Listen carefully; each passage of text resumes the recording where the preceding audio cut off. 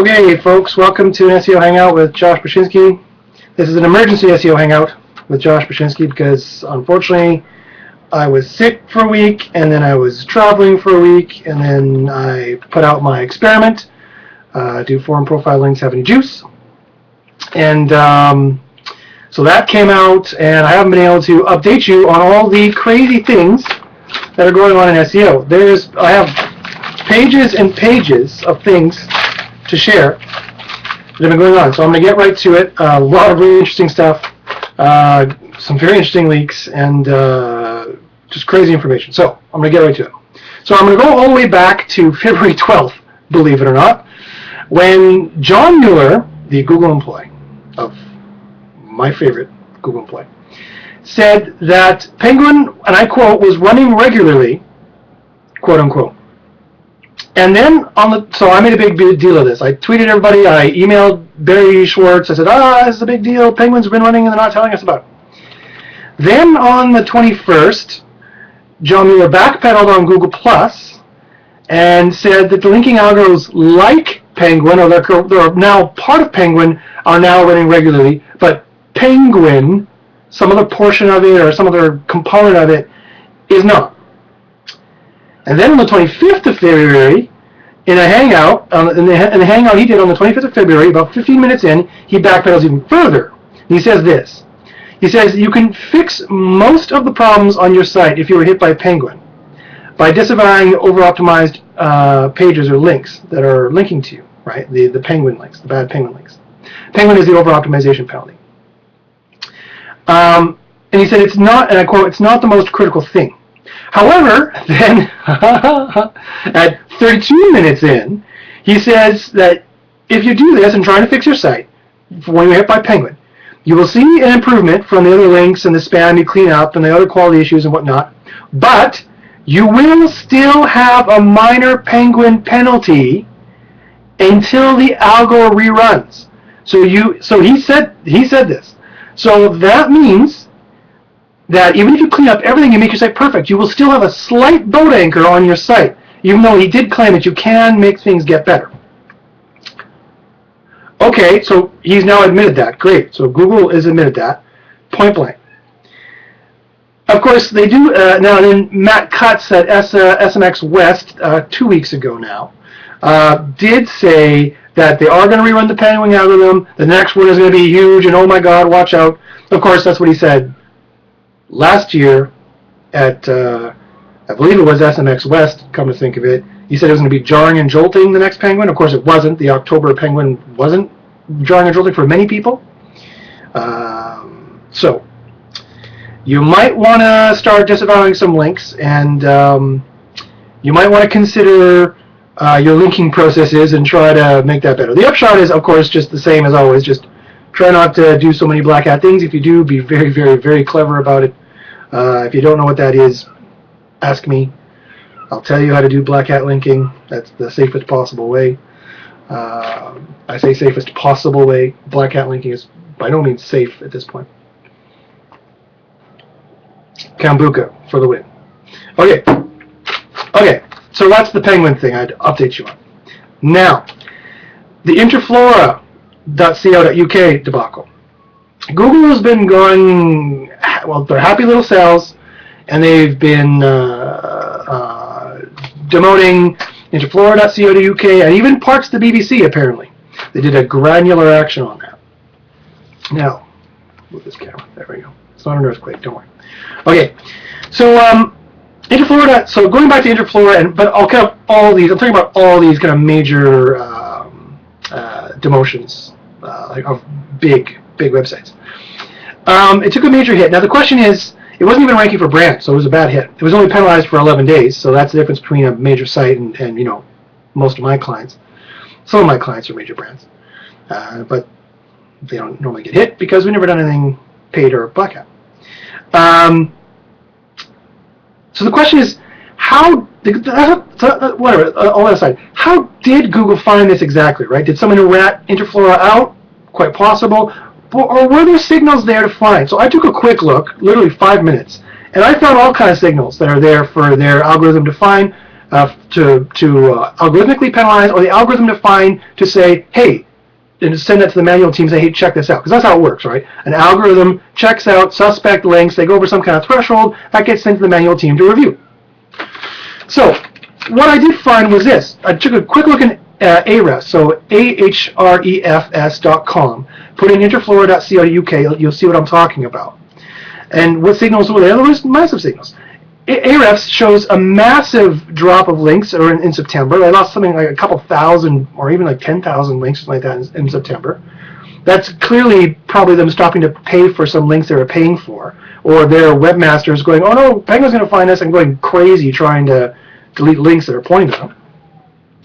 That also, of course, removes PageRank, so that's going to derank them slightly as well, right? And then they had a very limited anchors. I noticed that they had like 3 or 4 different anchors pointing to them, and they're all very commercial sounding, like buy flowers or something like that. Like clearly commercial sounding anchors, and like in total 5 of them in the top like 95%. This clearly spells spammy, right? And then also they had 2 low C blocks. Out of the couple 100,000 or millions, I can't remember how many links they had pointed to them, they had a very small percentage of C blocks, only like 2,000 or 3,000 or something like that. So compared to the links they had, clearly they were buying site-wide links on sites. I mean, this is an obvious signal. So it could have been someone ratted them out. It could have been bubbled up to the manual team to take a look at, which would be very easy to see, oh, well, clearly they're buying links. Or an algorithm could have done this. I mean, an algorithm could have easily found all that stuff. So here's the upshot for what you can learn from it from yourself. And I'm sure that the BBC and similar, all those other sites, news sites, are kind of a similar issue. So here's the upshot that you can do for yourself. 1, don't remove any links unless you need to. Don't remove any links unless you know, and I mean know, that Google has devalued these links, or Google will think it's a suspect link. Don't just do a knee-jerk reaction and feel guilty because you bought a link in sometime in 2004 and go crazy and delete all your links because you are negative SEOing yourself. So don't delete any links at all unless you've been hit by Penguin or you've had a manual penalty, and they'll tell you 99.9% of the time, Google has recently admitted in their latest hangout, that 99.9% of the time, if you have a manual action, they will send you a notice. So if you see a sudden drop in ranking, just don't go suddenly deleting your links without knowing which ones are hurting you, or if they are hurting you at all, because there's all kind of other algorithms they use to demote a site. Don't rely primarily on paid placement links or auto spam links, especially if they have all commercial anchors. Don't put all your links, don't have 100% of your links coming from sidebar links, don't have 100% of your links coming from footer links. You gotta spread it around, it's gotta look natural. The key to SEO in 2012 and 2013 is looking natural. You have to present natural signals.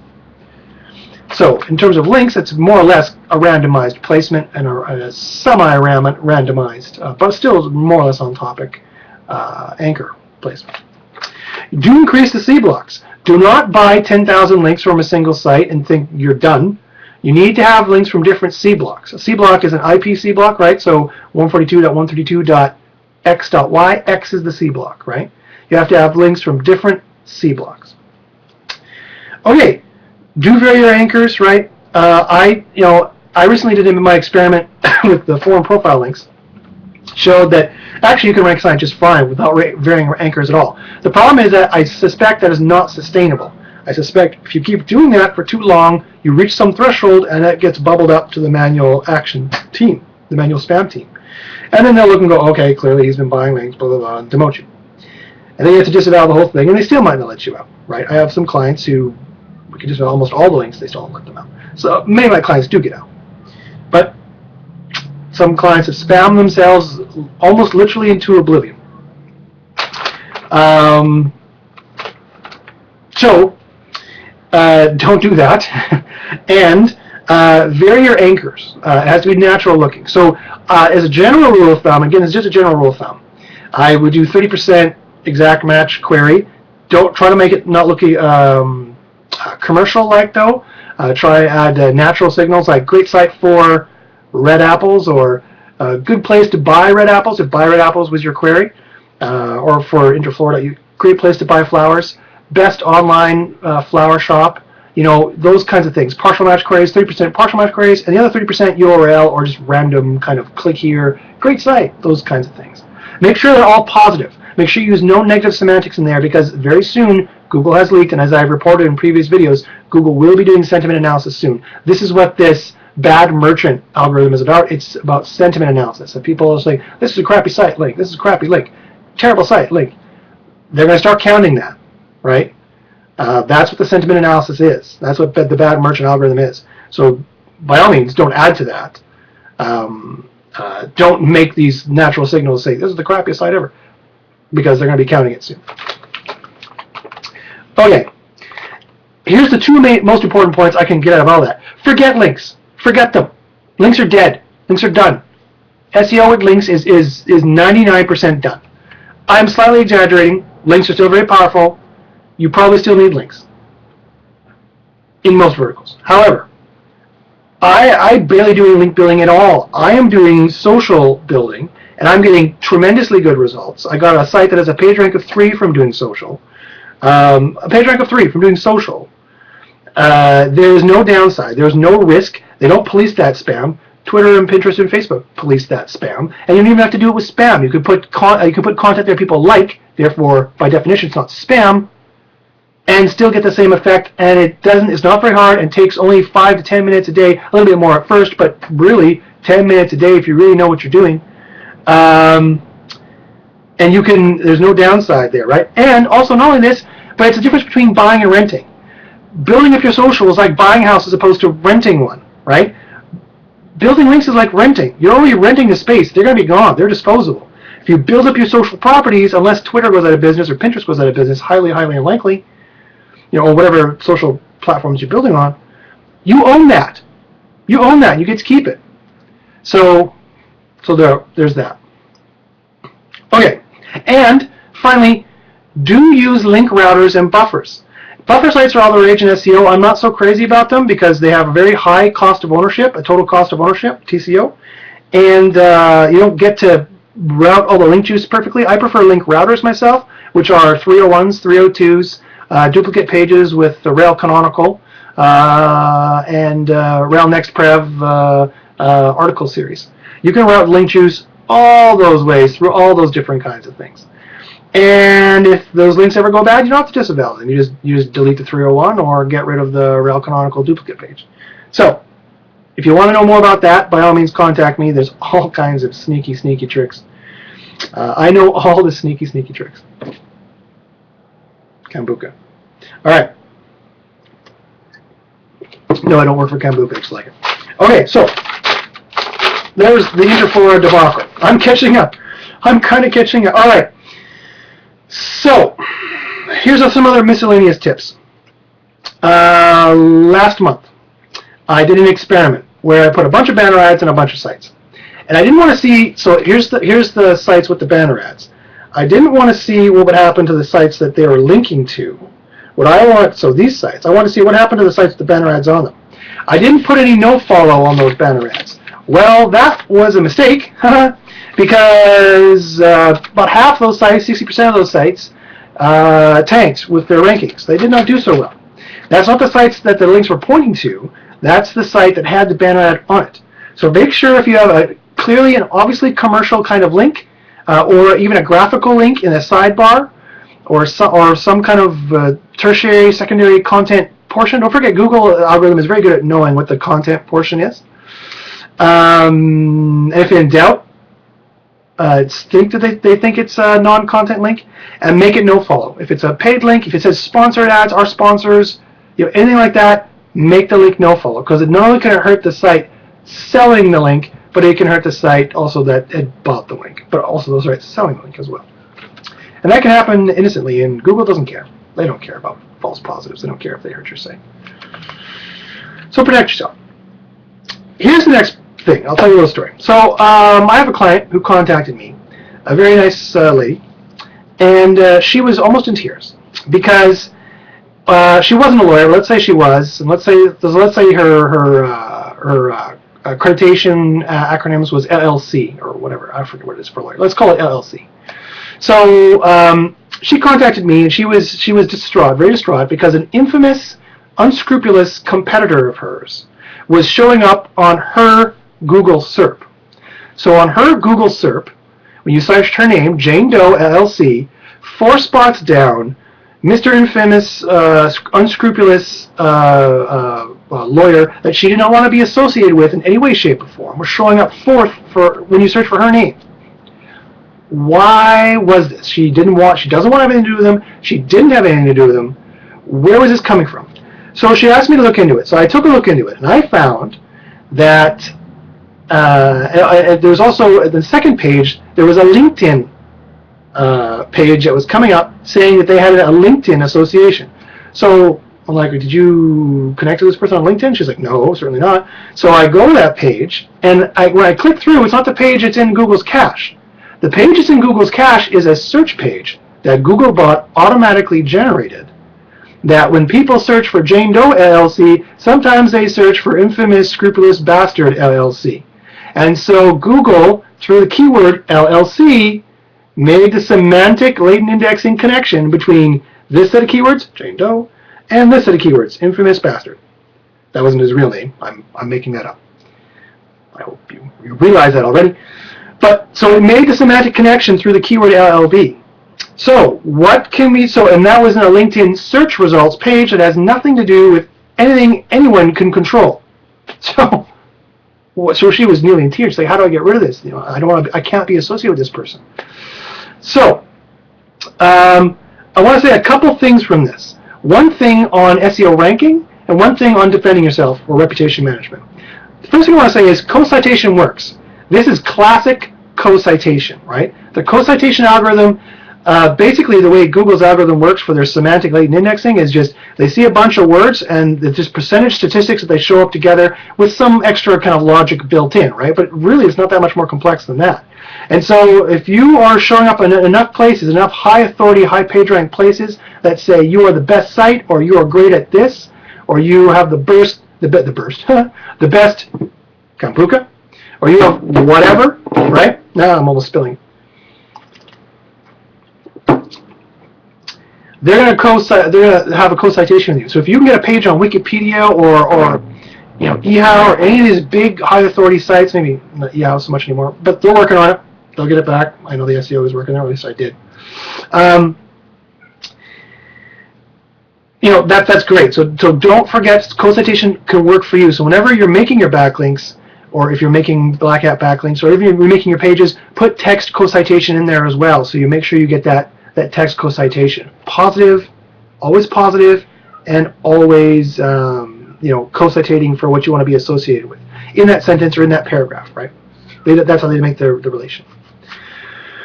So there's co-citation, how you can use it for you, and how you defend yourself against it. Well, you can delete the pages where the co-citation exists, and hopefully Google will release that semantic relation.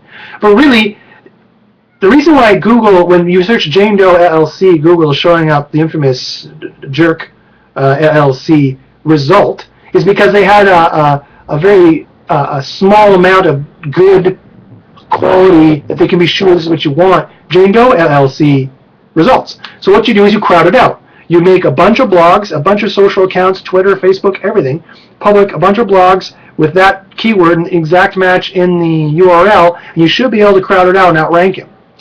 So you can push down the one that's useless or delete it, so get rid of it entirely. So crowd it out for defense and use it for ranking SEO. Okay, so finally on this sheet of paper, and I'll probably keep going because I have so much to tell you, Eric Ward was nice enough to send me his letter, as he does every month. I pay for it. It's only $8. I would buy it. Aside from people who work at Google, he's the only other person I really listen to as gospel that he knows what he is talking about, because he's been doing SEO before the web existed. He's been doing SEO forever, right?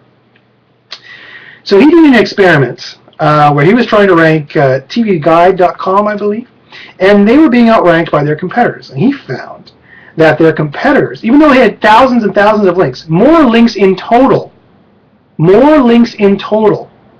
more linking domains in total than their competitors, What their competitors had and they did not have was .edu links.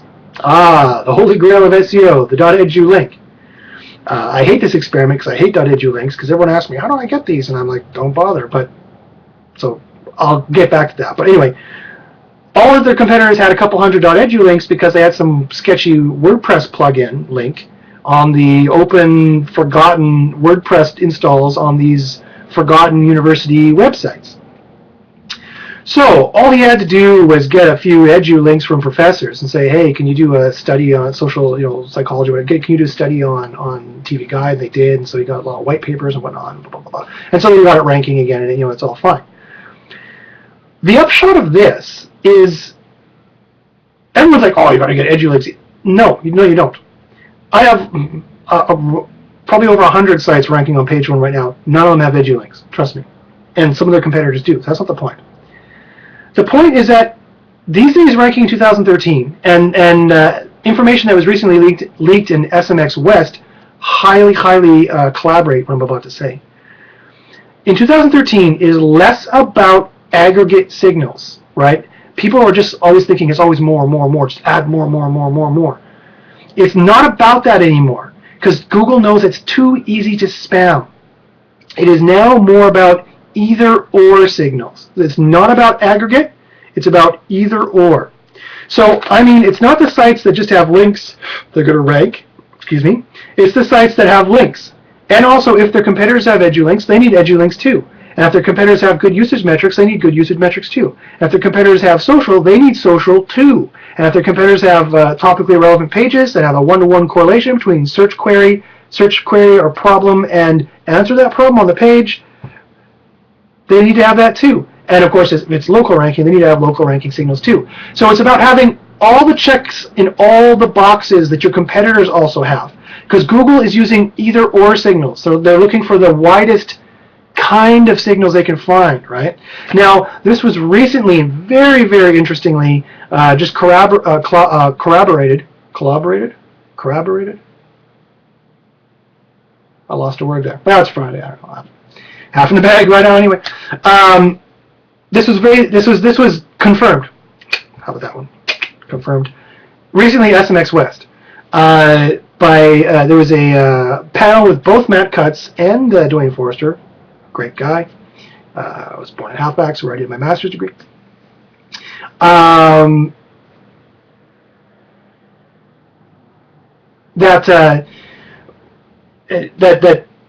It's more about either or ranking now these days. It's not so much about throwing signal on top of signal. In fact, they said that social has the final say, quote unquote. Now, I wasn't there. Someone tweeted this, and then I asked them, "What the hell does this mean?" And they said verbatim, "This is what Matt Cutts and Dwayne Forrester just said, that social has the final say, that links are a more powerful signal, but that social has the final say," as if, Google checks all these signals and they go to social, "Hey, is this legit?" And social goes, "Mm-hmm." Or social goes, and you hear crickets because there's no social presence. And they go, "Nah." Social has the final say. So be that as it may, this experiment really shows me, it really tells me, and everything else that I've been doing and I've been seeing really tells me it's about either or signals. You have to have all the checks in the different boxes.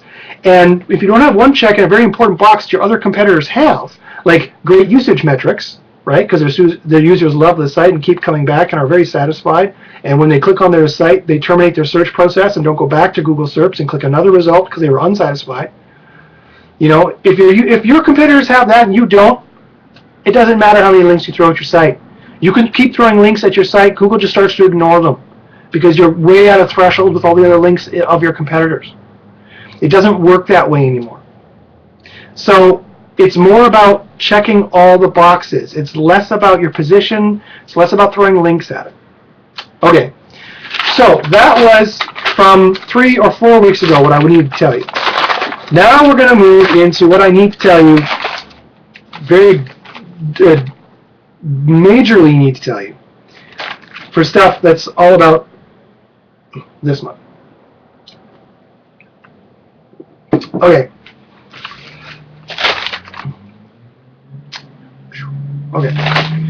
Okay, so Maile Ohye is a very nice lady from Google, who is my second favorite Google employee, for the single reason that she has made two or three of probably the best SEO videos Google has ever made. She has given actionable SEO advice coming straight from a Google employee endorsed by Google. So if you want to get information that you can be pretty sure that Google thinks, yes, this will actually help you rank your site, look at her videos. So I have a link here that, so it's at bit.ly/XJO_GIM. Again, that is /XJO_GIM. And this takes you to her latest video, which you can also Google this, which is on search queries in Webmaster Tools. Her last name is Ohye. Ohye. First name Maile, M-A-I-L-E. Okay, this was an incredibly good video and a ton of excellent tips, and if you read between the lines, really good SEO information came out of this. So let me tell you about it.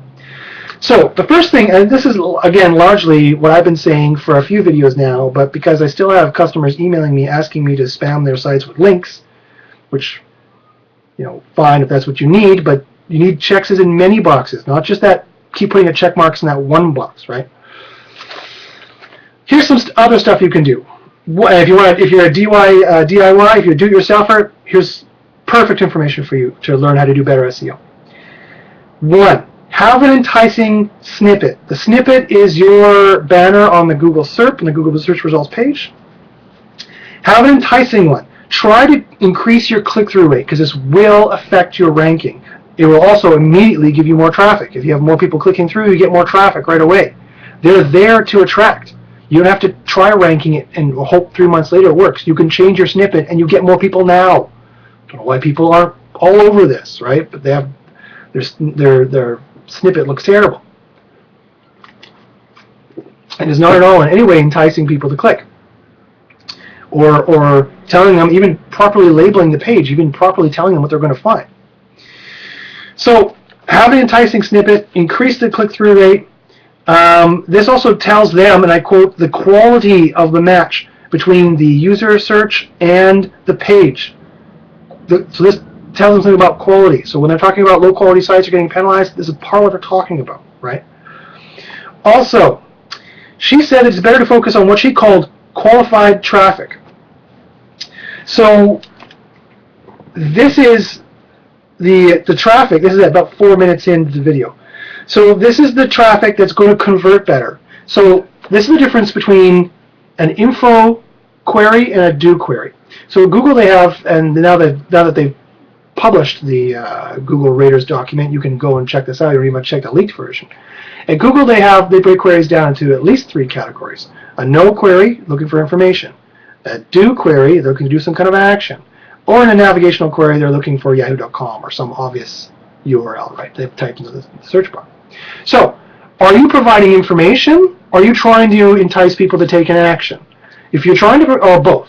If you're trying to provide information, well, your snippet should reflect that, right? Get the best reviews on, info about, free info on this. You know, learn the 3 top tips on blah, right? It should be clearly labeled, it should be enticing, it should be a call to action. And it should make people click it, and provide actually what they're looking for, above the fold, so they don't have to scroll. Or if it's a buy page, don't say you have the best reviews on, and then try and sell it to them. Say, buy XYZ here, right?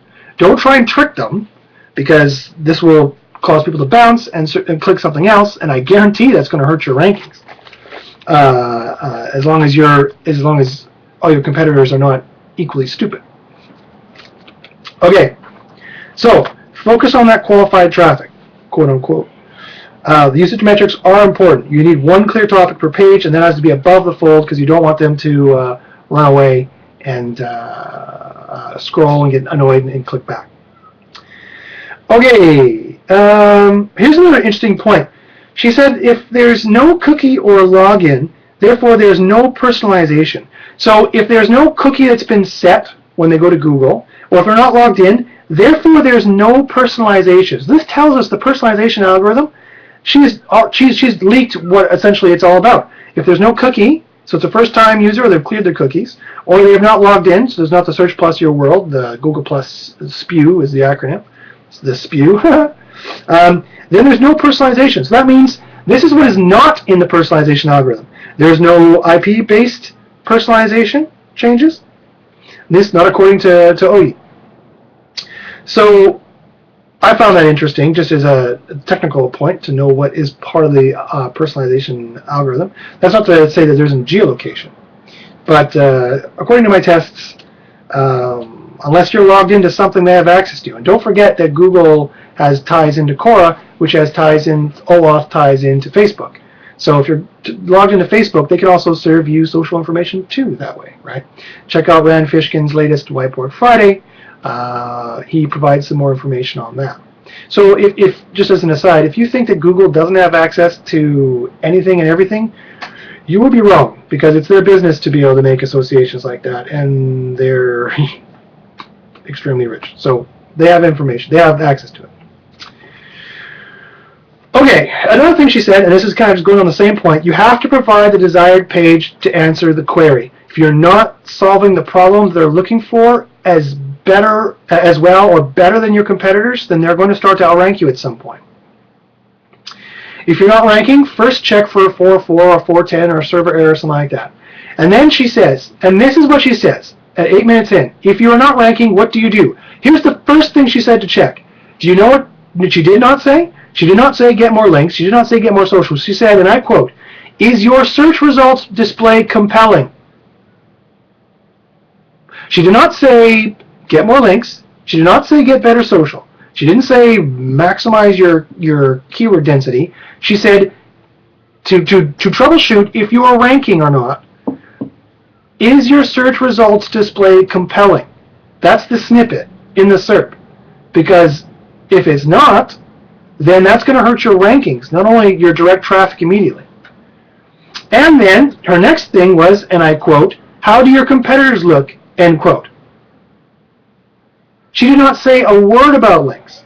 Now, this could be some clever Google ploy, some political or rhetorical wordsmithing on her part. I don't think so. She's been putting out technical SEO videos for a while now, and so when she says what to do if you're not ranking, this is how you troubleshoot it. Is your search results display compelling?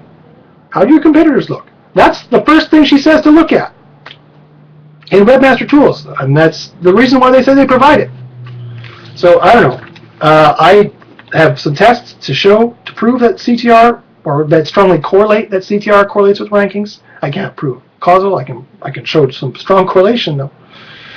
So I find that interesting. You need to improve what she called quote unquote low quality sites. You need to change your click-through rate. You need to improve your click-through rate. You need to have a better value add. You need to make it enticing, quote unquote. You need to, and she also said it would be a good idea. So that's just kind of repetition. I already said that. Oh yes, and she says also at 10 minutes in, don't forget that the device, that the mobile traffic is on the rise. You have to make sure you have a mobile version of your site, or check in Google Analytics under traffic, I believe mobile. It'll show you the regular traffic versus mobile traffic, and how many times the mobile bounces more and how many times they leave more. Google is tracking that. She specifically said in here that you have to be careful with that. Okay, so what else do I want to say about that? Yada yada yada. Okay, yes, and so the greatest place in the Webmaster Tools to find this information is in the top pages option. So when you look at your search queries in Google Webmaster Tools, don't look at the queries, look at the top pages, and then drill down to see what those pages are ranking for, and then look at the click-through rate that they're getting. This is going to tell you what pages you need to work on, and I'll tell you, this is the gold information. It's part of, not the only thing, but a small part, but an important part of all my SEO reports that I do. Okay, so that's 35 minutes in. That's the Maile Ohye video. All right. So I'm going to leave it there. I have more information for you, but, 4 pages worth. But that's probably long enough for now. So thanks very much for watching this. emergency session of SEO Hangouts with Josh Bashinsky that I actually had to live stream to YouTube. I'll record right on YouTube because Google Plus is not working for my version of Firefox because I have to upgrade my Mac OS, blah, blah, blah, blah. Yada, yada. Apologies to Matt Cutts. He was going to show up, but we don't have time for him today, so maybe we'll let him on next time if we feel like it. And, yes, so if you have any questions about SEO at all, social, link building, Black Hat link building, the Black Hat secret tricks I was talking about, all you have to do is contact me. My email address is joshbashinsky@gmail.com, or you can follow me at Twitter, at Josh Bashinsky. You can follow me on Google Plus, where this will eventually end up, and my YouTube stream, which you're probably already watching, but if you found this somewhere else, my YouTube stream is /jbashins. That's /JBACHYNS. You can Google it or just go to YouTube. There's nobody else out there with that keyword. Okay, so thanks very much. I'm going to make another video next week, hopefully, with more of this information. I have more SEO information to share. Tons of Google leaks has been going on.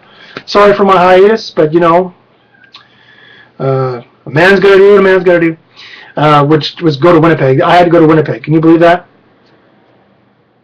It's minus 20 with 3 feet of snow. That's minus 20 centigrade. I have no idea what that is Fahrenheit. I don't know what that is. So there you go. Thanks very much for joining me. Contact me if you have any questions, and good luck in the SERPs. So we'll see you later.